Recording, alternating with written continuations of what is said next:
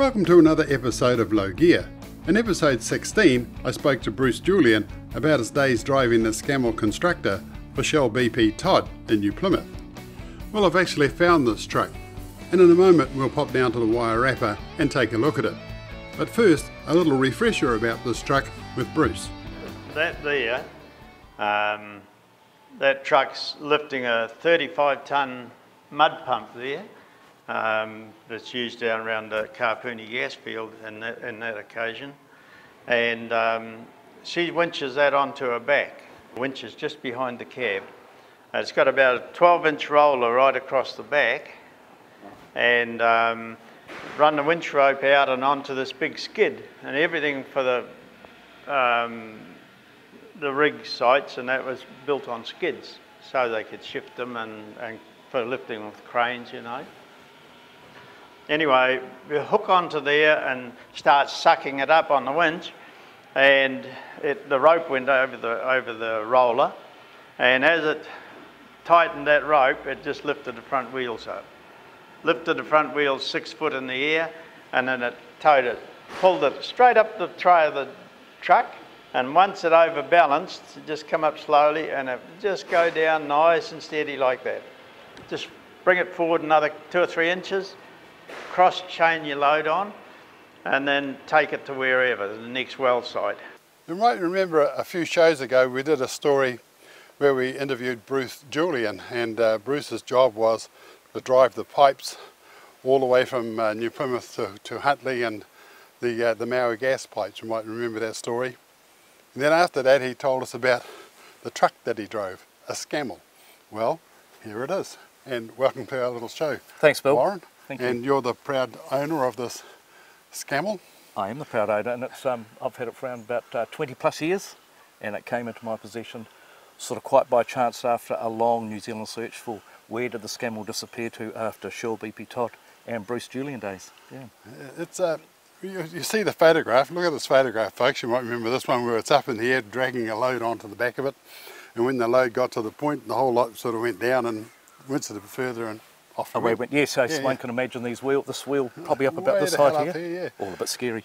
But you can certainly see those big coil springs that are in the front there when this thing's up in the air. So, and this is the original bull bar that was on it at the time. Yep.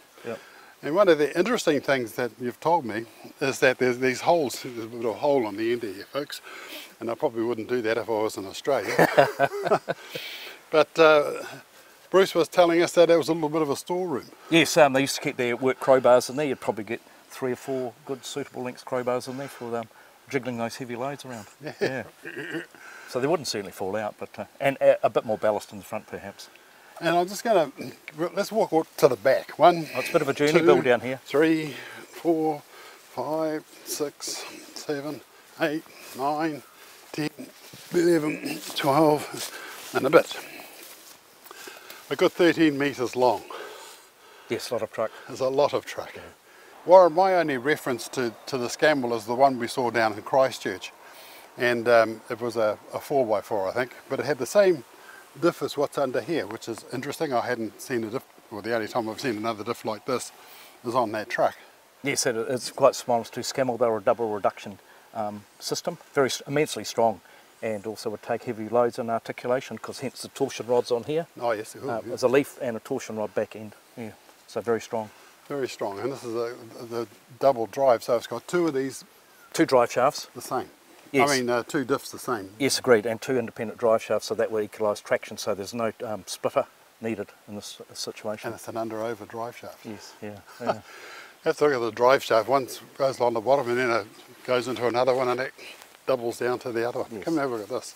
But just before we go, the size of this chassis, I mean, this is absolutely bulletproof. This heavy steel here was put on by a previous owner. It had a Prentice log loader on it, and when it operated in Kaingaroa Forestry. So this is an extra, but under there is just all pure deep chassis. Yeah, it's just... Carry immense loads. I think Bruce mentioned that he was carrying a 35-tonne load on it, and you can see how it's capable of doing it. Absolutely, yes. Yeah. Have a look at these drive shafts. Warren, these drive shafts, now was this just like a connector? It's not a gearbox or anything, it's just a place to have the top drive shaft and the bottom drive shaft, and that's just where they Yes, it's a sectional drive shaft. There's drive shaft support bearings there, and so that they were both supported under here. So the longer one to the rear diff went through another support there, then walked on again. This one here went directly to this, so this was a direct to. There was no other support bearing involved. So it's pretty simple, isn't it? Yeah. And it's a decent drive shaft, that's Yes, for sure. yeah. Yeah, there'd be a huge rating on that. Absolutely there is, yeah. But once again, it's a drive shaft that didn't spin huge speeds, huge torque build up, because the truck was only a slow moving truck, but still required tremendous thrust through these drive shafts, yeah. These are the cables, are they the brakes, or the seat? I think it possibly will be part of the braking system, although it's an air over hydraulic system. That's what you'll see, an air chamber down there. Yep. That works the brake through. That could be some other part of there of it. We should discover what it is for one day. But it will certainly be doing something in there. You're telling me it's got a full-time greasing system? Yes, there's a central auto lube system on it. There's a series of grease nipples which will go to various points, possibly to do in the front end or somewhere towards the back end here. It is still, in fact, some of the pipes are there, you can see there. See those, the copper pipes, that will be part of the lube system. Still involved today. It's a great system, auto lube systems. Those grease points get grease. Amazing. Yeah. This is a brake system that will brake the transmission for engagement either of high-low transmission. So we've got the rear input shaft going out here and the front input shaft to the front diff going out here. Yeah. And the other one picks up higher up there. On the other side is the long drive shaft, which is currently connected right through. Wow. So well engineered. Certainly They certainly could build trucks in those days, yeah. Bird's nest. Oh, well, at least it keeps the engine nice and warm. Yeah. Pass it here. I'll pop it up there. Okay. And that looks very similar to the one that's down south.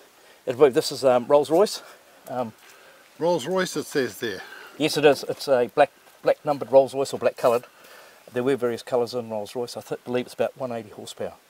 Natural aspirated. It's actually currently showing 5,000 engine hours, so it's not high. No. No. Compressor there for braking system. Starter motor down here. One bolt takes it off, just one simple bolt withdraws the starter motor. Designed for in-field repairs. Beautiful. Rolls-Royce. Some say that, I mean, old Stan Williamson, he had Rolls-Royce in his Scammells. Yes, he did, in those Scammall Crusaders. Yes. And not many people liked them though. They didn't hack the pace. They rather have a GM. Yes, yeah. Certainly the GM two-stroke, far more lively performer. Yep. But I suppose in reality, the Rolls-Royce, it's built for quality. And as I say, they were fixing them in the world because Rolls-Royces didn't break down. And, okay. Yeah. Okay, there might be some people somewhere. Yeah, I'm sure I'd be corrected on that. But it's an engine when it runs. It actually sounds very much like a 350 Cummins. It's got that English heritage, of course, with the Cummins as the Rolls-Royce. Yeah. Sure. Let's have a look in this cab. That was a bit rough in there, Bill. Oh, it's all right. I really just wanted to have a look at the gearing system, which is the same as the one we saw. And just looking into that cab, folks, have a look at that. There's the big flat pan gear stick with the little rails that you move the gear stick along with. There's the seat that Bruce would have sat on back in the day. It actually looks quite well sprung. Not. I don't think there's a spring to be seen on it. No. And then there's another knob on the other side of that. What's that for? So they've got a gear stick and then there's another stick sticking up. That's a four-wheel drive, or the engagement with a six-wheel drive. Okay, and this is the handbrake, is it? That's a handbrake, yep. Electric, and the other long lever is the winch. Sorry, this is winch control. The other one's a handbrake. The handbrake's right beside you, right sticking into your hip when you. Gonna hold me.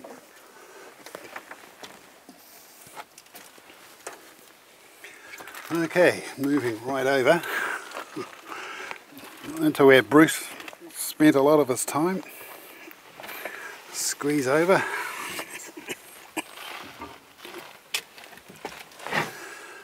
Now, the steering wheel is sort of away up here. Put your foot up onto the accelerator, which is sitting on its own pedestal. I can see what he brake, clutch. Somewhere to put your boot when you're not doing anything, and the high-low, the gears. This is for the winch and the handbrake is right here. Everywhere, I guess, where it should be. Now, just looking around this cab, you have to say it's pretty much an OLB bed fit. And I'll talk to Warren in a minute, but Bedford and Scammell were in bed together. So obviously, yeah, you build us this, we'll make you a cab. Come up and have a look at this. And you might remember Bruce saying that if you want reverse, you've got to go away all through all these gears to get there. So let's start from the beginning. So first, second, third, fourth, fifth, sixth, and if you want to go backwards, you go all the way back down to here with this gear stick. So there's no shortcuts. You don't just go like that. You got to go. Interesting. Only the Poms would think of something like that, really. And on the steering wheel, we've got a horn, we've got a hand throttle, we've got the brakes, and we've got a hill start. This a hill start assist, they call that. And yeah, electric windscreen wiper on the top. The visibility, sure, there's a bit of lichen on there now, but the actual visibility is very good. Looking out the front, because of the bonnets going in like that, you've got good visibility down the side, so you're going to see if there's anybody in front of you. And this is the dashboard. It's the other one had and the OLB bed fit, and let it run along like that, if you can see that, but this one's actually gone to the next stage. It's got its own panel to put the instruments in. There they are. Looks like the starter just there. Turn the key on, push the starter, boom, away we went. It says on this little notice here, on the top of the engine cowling, it says the use of this vehicle for any private purposes is prohibited. Shell, BP and Todd Oil Services Limited. So there you go, you're not allowed to do homers with it. Bugger. But it must have been a real buzz, Bruce, sort of, you know, shipping around the countryside in this thing. This is just massive. That cab has got OLB Bedford written all over it. Oh, very much so, yes. And you're telling me that they were in bed together, Scammell and Bedford. It was a long relationship when they got into cab over trucks, or conventional cab trucks, when they went away from the very early Scammell design. They needed a partner, so it was Bedford who was choosing, being English. But what variant of cab that is, I don't really know, but I'm sure a good Bedford enthusiast about to say that is exactly so. So the truck was possibly manufactured between 55, no, sorry, it was later than that, 54 to about 62. So that cab era will fit some in that group. Sure. So yeah, someone will tell us. Yeah. Yeah. Is that cab offset? Yes, the offset on that, because possibly, I don't know, I'd say 300-400 mils, about yo far. Off to the right. Off to the right. Visibility for the driver, hence to see more so in front, because otherwise you'd be looking purely at a bonnet and anything down close. It's quite a common thing in heavy off-highway trucks, or on-road in this case can be. It's a dual-purpose truck, but quite often was to offset the cabs. Canadian, if it was American left-hand drive, the cab would be offset to the left, but in this case offset to the right. It's just the sheer structure of the trucks, as well known for the heavy off-highway trucks, log trucks, offset cabs, as in America. I know sitting in it just now, although that liken's on the window, but I could certainly see, you know, the visibility was better than what I thought it would be. Oh no, visibility, because I've actually driven that truck around and had a lot of fun in it, and you can see the road quite clearly down in front of you, that lovely vision just between on that offset of the cab. It's amazing. Yeah. That bull bar is certainly impressive. Genuine factory specification, that was built on all the Oilfield model, as this truck is. Oh, okay. And that's a standard specification built for them. Not all the trucks came with bull bars, some did. This is a factory fitted option there. And that, oh no, sorry, it came as a standard feature. And that radiator is just the era? That is the era time, but I understand that, right, if a core breaks in that radiator, it can be taken out, each individual core can be taken out manually, and a new core put in or repaired and put back in, once again being able to be serviced in the field under extreme conditions. So it's no good being in the radiator. I mean, sorry, in the desert and ringing up the radiator repairman saying, I want a new core. It's not going to work, so that can be repaired. Possibly a very efficient radiator too, with that extraordinary little cooling system on each individual core. And the size of those tyres? 1420s. Good God. Yeah, so they're a big radius tyre designed to carry big loads. Absolutely. Yeah. And it looks like it might have a crank handle business in the front there, right in between the two holes in the front. There's that little shaft bit sticking out there. Is that for a crank handle? I haven't found the crank handle yet. Bill must be there somewhere, but I'm sure that is a cranking hole. Scammell's, even the earlier models, they had various systems of cranking without electric start, so they could be manually started in the field if need be. So I haven't found a decompression lever on there. There could well be, hence you would be able to crank it and flick the decompression, and I'm sure it would fire up pretty quick, but other than that it would be a big crank. But Absolutely. I'm sure it would be there. No, it's certainly a big truck for its time. In fact, probably one of the biggest trucks in New Zealand in 1960. Mind you, the Pacifics and the Kenworths were, no, they weren't. No, 1960, this would have been one of the biggest trucks in the country. Most certainly wasn't it. The early Pacifics came in, and they were capable extraordinarily, but this, bear in mind, this truck was also an on-road truck, as some of the Pacifics were, but this is a dedicated specialist built truck for the oil fields, hence the behind cab winch, its load carrying abilities, just what it could do. But it is one of the biggest rigid trucks, possibly even to this day, that was ever came into New Zealand shores. Wow, and here it is. Yep. All this time, how many years later? Oh, 20 plus, Bill. 50? 20 plus. 20 plus, yes, of course, yes. I don't know, there was a gap from when Bruce, Julian finished driving it to what happened. We know some of the history of it, but yeah, it's been here for some time. But An interesting little pamphlet you've given me, Warren. It's all about this truck, and there it is. Constructor 6-wheel drive, 21-foot 9 wheelbase, full oil fields truck, fitted with a winch, tail roller, headache rack, and gin poles. Load capacity 40,000 pounds. And Bruce used to put on 35 tonne, I think. So exceeded the 40,000 a wee bit, but hey, certainly within capability of the truck. And it says here, for stability, sound design and workmanship, discerning operators choose Scammall. There you go. Dun, da, da, da. And that's the difference. The Oilfields 12-foot, Mountaineer, Constructor, Explorer, and those were the models, I guess. I think there's the gin poles up on the Oilfield model, showing it in operation. Yeah, and that came with it.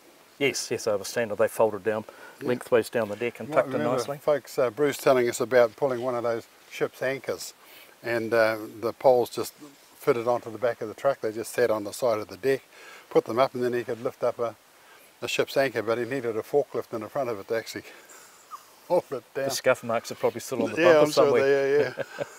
Sure yeah. Anyway, Warren, thank you so much. Thank you, Bill. Yeah, and it's just great to see the photos and listen to the man who drove the thing, his story about the but to see the thing in real life, an absolute treat. So there you go, folks, the old Scammell. Well, as you probably know, my new book, Talking Trucks, is now available, and you can get your copy just by going to my webpage at www.lowgear.co.nz, and if you can't get hold of me, maybe just give me a call, 027 277 0717. It's 280 pages of the history of New Zealand trucking, going all the way back to the 1900s, the 1920s. They even had electric trucks in the 1920s, the 30s, back in the day when they had wooden stock crates and things were a bit more manly, I suppose you'd say, back then, the 40s, through the war. After the war, the GMCs came, and the 50s, the Commas, the R190s, the logging, and it's all in this book. So a great little history of the New Zealand trucking scene through the ages. So as I said, to get your copy, go to the webpage www.lowgear.co.nz, and you can buy your copy there, or just give me a call, 027 277 0717.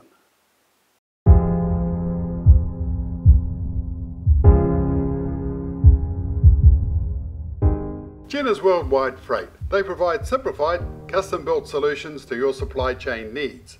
Their 37 years of experience and their team of experts find the answers to your freight challenges. They work hard to understand what matters most to you and your clients. Check them out at www.jenners.co.nz. That's www.jenners.co.nz. This is a 1955 Scammell brought in by the Ministry of Works for heavy haulage jobs around the country.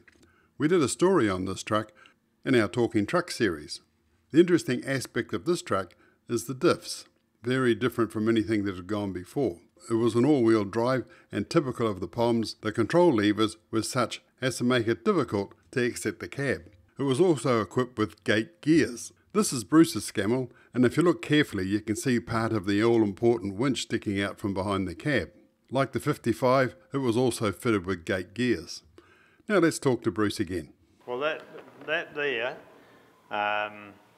that truck's lifting a 35-tonne mud pump there. That's used down around the Kapuni gas field in that occasion, and she winches that onto her back. The winch is just behind the cab. It's got about a 12-inch roller right across the back, and run the winch rope out and onto this big skid, and everything for the rig sites, and that was built on skids, so they could shift them and for lifting with cranes, you know. Anyway, we hook onto there and start sucking it up on the winch, and the rope went over the roller, and as it tightened that rope, it just lifted the front wheels up. Lifted the front wheels 6 foot in the air, and then it towed it, pulled it straight up the tray of the truck, and once it overbalanced, it just come up slowly, and it just go down nice and steady like that. Just bring it forward another 2 or 3 inches, cross chain your load on, and then take it to wherever, the next well site. So your wheels are just... No, they were good as gold, good as gold.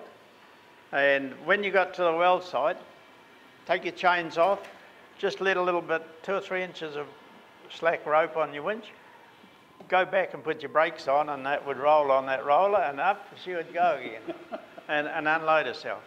Wow. Yeah, 35 tonne. Down the sides here it had pins. Oh, okay. And those pins would stop it from going over the side or anything, but they also had a flat washer, like about 1/4 inch thick, and the skid would actually come up over top of that piece, so those pins wouldn't come out or anything, you know. Wow. And that's Dave Carr, you were saying? It was Dave Carr, yeah. I remember the story with Carr heavy haulage and... Transcar, yeah. David there looking at... And Jumbo. Jumbo was offside. I don't know what Jumbo's other name was. But that same truck, it got these big pipes go down the side. With the help of a forklift, you could put those up and form your own crane and run a winch rope through a big snatch block, and she could lift 12.5 tonne ship's anchors, which we used to shift around the port, and we could take those 12.5 tonne anchors down to the boat, the supply boat that was going out to, offshore, and yeah, great old truck. But when she had the 12.5 tonne anchor hanging on the back, we had to hook a forklift on the front to give us some steering. I don't think you get away with that now. In 1960 Scammell, she was about 19-20 tonne, empty, 6x6 she was, 185 horsepower, and it had a gate change. And you'd have to gate change through, you know, all the way. All the way, and then if you wanted to stop and get in reverse, you had to go all the way back across to get in the reverse. Now, I don't do 30 mile an hour on the road, flat out, but she was a real beast. When the drilling rig, when they took the mast down, we had the Scammell and we had another 190 International. They would let the mast down, and the 190 had a bolster on the back, and they would drop the head of the mast in there. A crane would then pick up the other end of it, and I had big bolsters on the Scammell, and they'd drop that down into there and throw the 190 out of gear and tow it. I see you've done a bit of a drawing here too. Yeah, a little bit of a drawing here that she would just come along the road and around the corner. Well, it was that blooming long. The 190 was just a neutral, you know. And when you went around the corners, it's way out in the farmer's paddock. All those hedges are cut down to a fence level, and it just went over the top of them. It was great, but you know, unfortunately, you couldn't do anything like that now either. Well, you'll be pleased to know that both those trucks are now together and awaiting restoration in Christchurch. Well, as you probably know, my new book, Talking Trucks, is now available, and you can get your copy just by going to my webpage at www.lowgear.co.nz, and if you can't get hold of me, maybe just give me a call, 027 277 0717.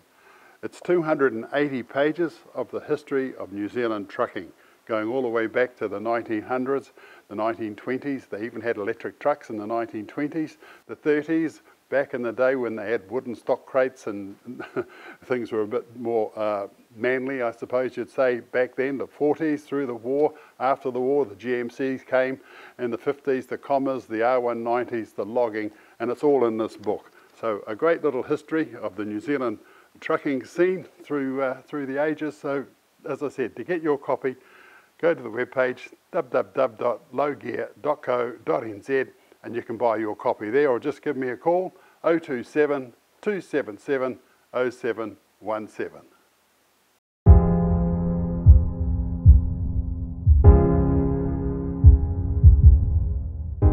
Jenner's Worldwide Freight. They provide simplified, custom-built solutions to your supply chain needs. Their 37 years of experience and their team of experts find the answers to your freight challenges. They work hard to understand what matters most to you and your clients. Check them out at www.jenners.co.nz. That's www.jenners.co.nz. The Pacific was used for carting all the drill pipes from at first and that down to Carpooney for, you know, when they were drilling down there, and there's a lot of wells down there, and she was used mainly for that, you know, with a 3-axle 40-footer. Our yard, you can see those big sheds, they were right next to the wharf. Now, that was our yard. Everything went from there on the Pacific or the Scammell down to the boats, the supply boat, and that would take it out to the rig and bring all the stuff back. Right. So that was used, that's where it was used back and forth, you know. She had no trouble. I took a few loads to Auckland and she got long legs down that motorway. She was 335 horsepower Cummins motor. Going back, she was 1972, I think she was. She was a big truck in her day, you know. She was a nice truck too, you know. Steering, she had power steering. You could just get a finger and just spin her like that. And oh, it was just beautiful steering, but you had to turn her about 15 times to get around the corner. She didn't have a good lock.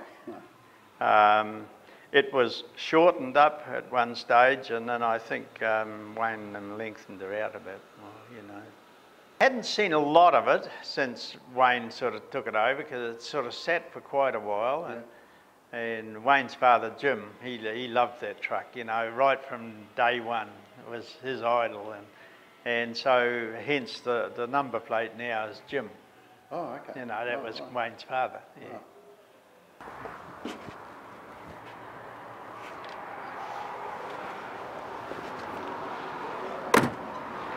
How many times have you closed the door like that? Oh, a few times over me life. Yeah. If you had it all over again, would you do what you've done again? From this age I wouldn't, but 25 years ago I would have. Yeah. It would have been great. So when Shell gave you this truck and said, this is what you're on, there's something inside you go, wow. Oh yeah, it did. then because it was one of the biggest trucks around here, you know, at that time. The story that you've told about taking the pipeline from here to Huntley, Huntley, that was fantastic, and not many people would know about that. Oh, a lot you did, right? A lot wouldn't, you know, and it's going back nearly 40 years now, you know, it's, And when you watch all that, I don't think, if we had to do all that again, I don't think we'd be able to rebuild New Zealand. I don't think you would now, you wouldn't have long enough. No, I'm just saying with all the regulations, and you can't do this and you can't do that and you can't do the other thing. They'd block New you Zealand right would out. just be primitive. Yeah, they would. Yeah.